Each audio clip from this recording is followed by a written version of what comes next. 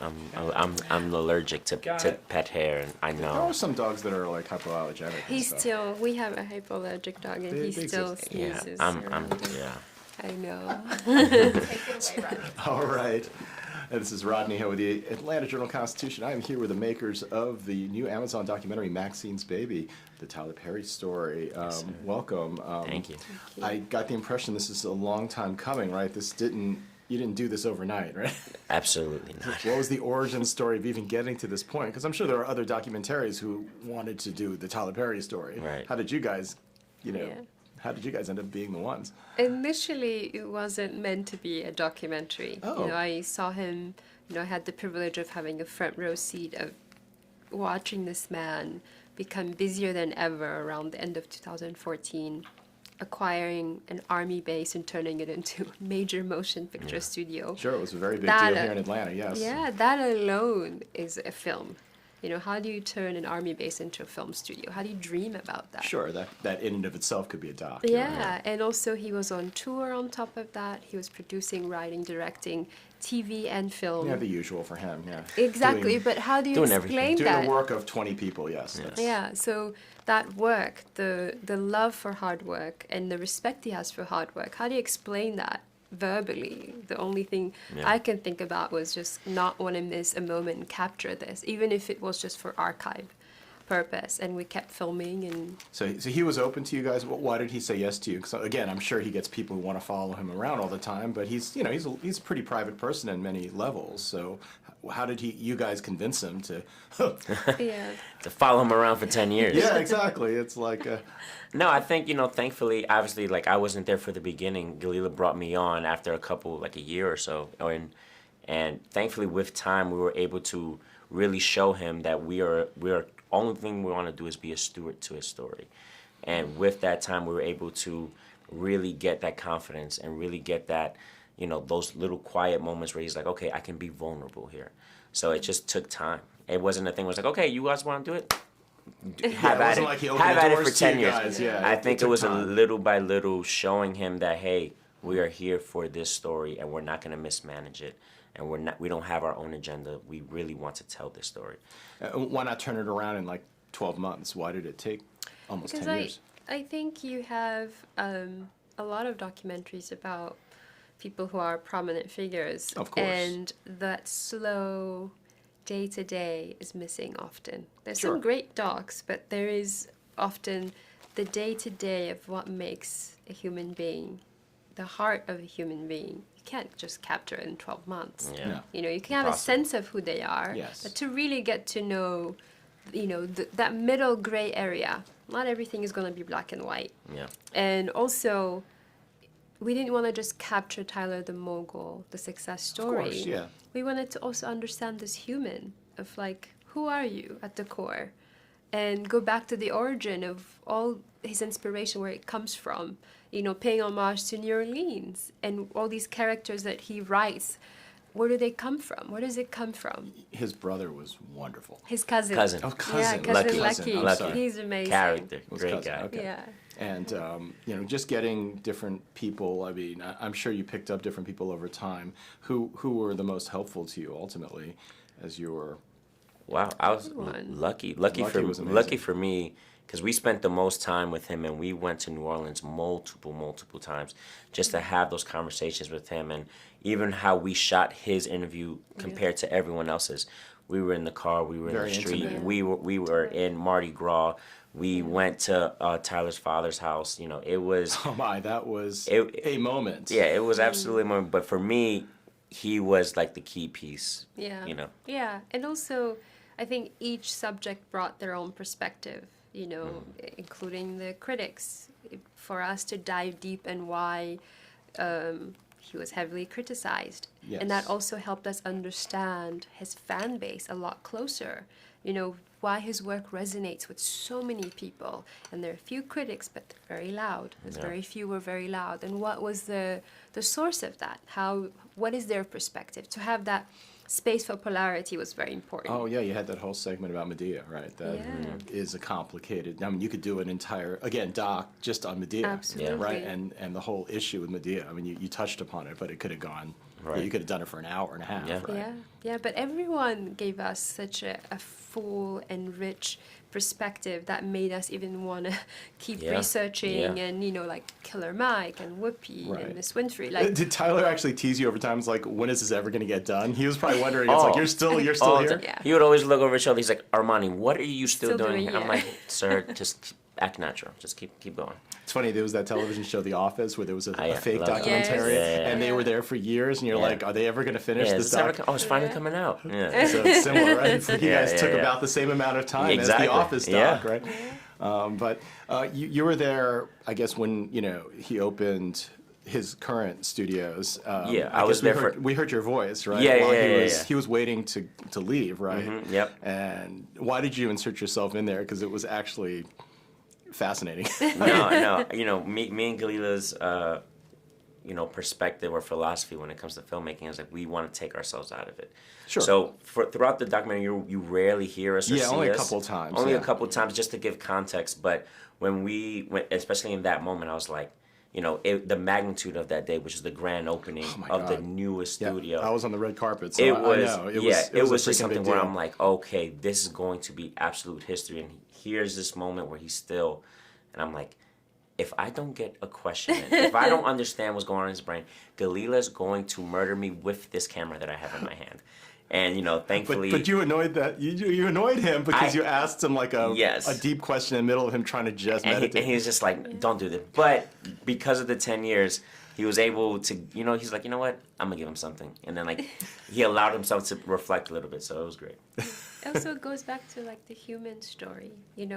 We see these big artists or performers or entertainers are about to present or go on stage, but what does it feel like to have that before moment of what do you feel, how are you feeling as a human?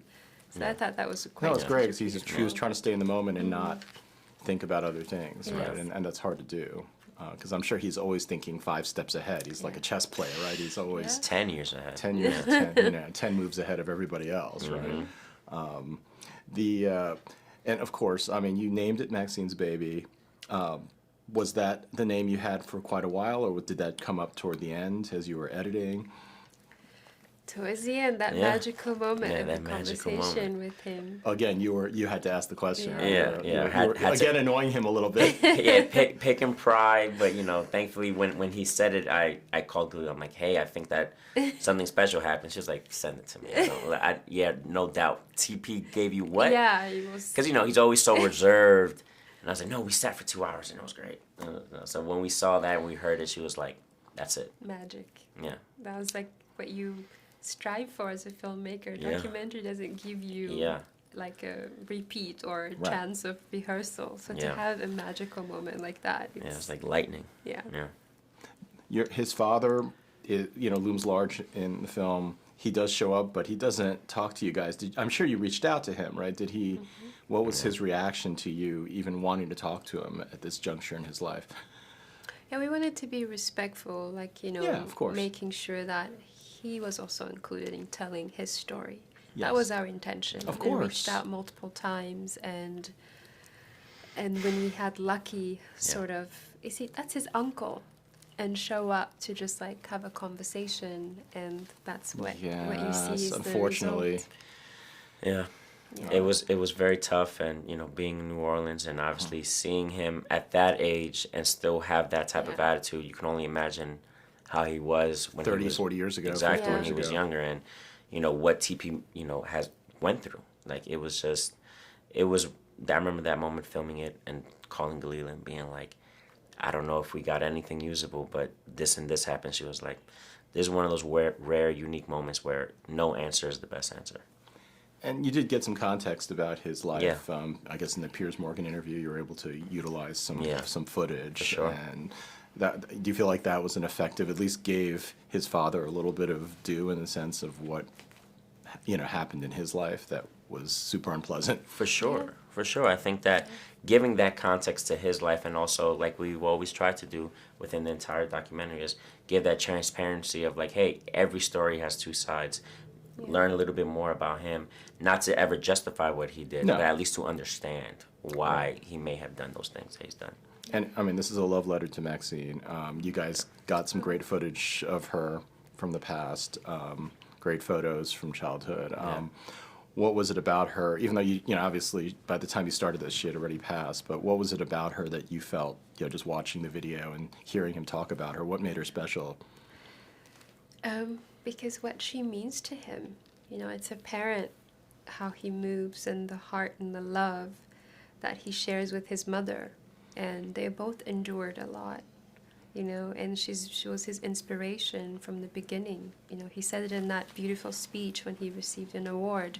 My first 10 films was about her. Yeah. So she can see herself, that she can leave this abusive relationship and she's okay.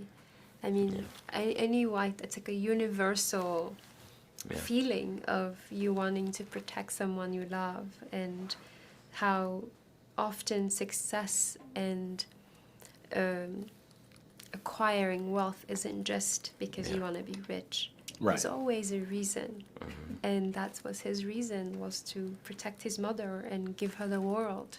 Yeah. And that's the part where, you know, we hope this film isn't just about the making of a mogul, but really meditation on healing and love and how we feel about each other. Yeah, she led a tough life. He was able to give her everything he wanted to give her, right? In the end, and I think she passed in peace, right? I mean, he was able to open that previous, you know, his previous Briar, I think it was in Greenbrier, his previous studio, and she was there. No, she didn't have much time left, but she was there, and she was already blind, he said, but there was that great note about her not, you know, her just feel, even though she couldn't see, she felt the happiness, right? She felt a powerful moment in the documentary, one of my favorite moments. Yeah, oh gosh. Me too. You were able to sort of bring up, you know, a lot of his business practices. I mean, he's so productive. He doesn't waste a second of time on. No, he doesn't. And you got to watch it. What was it like watching him work? Insane. I mean, most artists. I mean, we're artists, and I definitely don't have that side of anything to do with, you know, finance. But you know, Melody Hobbs says it beautifully. He has that twin brain, the creative and left side, right side. Yeah. And both are very strong, and you see that every day. Yeah. And also, like, to still be emotionally tapped into your work and how it resonates with others. That is a very singular, for me, I've never seen anyone. I mean, he could, in other words, he could talk business for a second, and then he can talk very personal and intimate. In the very next second. Yeah. Right. Like, he could be talking to his accountant on the phone, get off the phone, talk to an actor about how a scene plays. He can multitask in a way that most people probably can't. It's incredible. And obviously being at the studio every single day, he's just a constant innovator. He's always looking at things and saying, all right, how can we streamline this? How can we make this better? So, like, you know, he's just constantly thinking, constantly 10 steps ahead. Yeah, but that also, like, the entrepreneurship isn't just for financial gain. It's also about how it's going to impact others. Yeah. You know, again, going back to where Fort McPherson is, the neighborhood. Kasim Reed, I guess, the mayor at the time, provided that. Yeah, window. And the amount of people who work at that studio. And that neighborhood was not thriving. Oh, not at all. East Point, no. And he's going to open up, I guess, an entertainment district there too, right? So eventually it's going to have a public face. I'm sure he has a 10 other plans for before the pandemic, he actually was planning to do like a Universal Studio type tour there, and he had to postpone that. Right. Yeah. And once people get to go on campus, man, that area is going to just hop. I mean, it's going to be crazy. People are going to go to Martin Luther King, the Civil Rights Museum. They're going to go over to Tyler Perry Studios. That's going to be the tourist attractions. Yeah, I mean, even what you just said, you know, Martin Luther King, sort of the past tense hero of how his action affected all of us, right? I'm not American by birth, but I know that I am here because of a lot of movements that happened that made it possible for people like me to come to this country and live. And I think about young brown and black boys growing up and looking at someone who's very much thriving, dreaming, still alive. And what that looks like in their neighborhood, you know, that's just, again, an emotional, you know, visual equity, visual reference to what is possible. Yes, and interesting. Like, he's very private, but he did allow you to film his son, at least from behind, right? You didn't show his face, but you did provide, you heard his voice, and he's a very a major presence in this film, right? How important do you feel like his son is to him? Well, fatherhood is important. I think that's again part of the universal human experience of love, and to see someone who had the opposite experience growing up. And how does one learn to love? Are we born with this abundance of love feeling, or are we born just with nothing at all? Yeah. Do we learn through practice?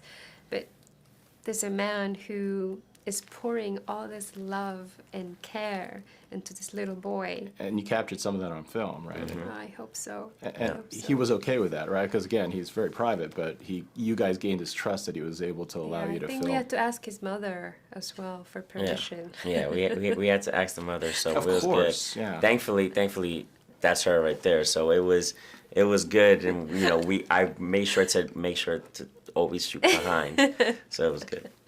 That was the agreement, and it was fair, yeah. He's got great hair. Oh man, listen, I agree. look at that.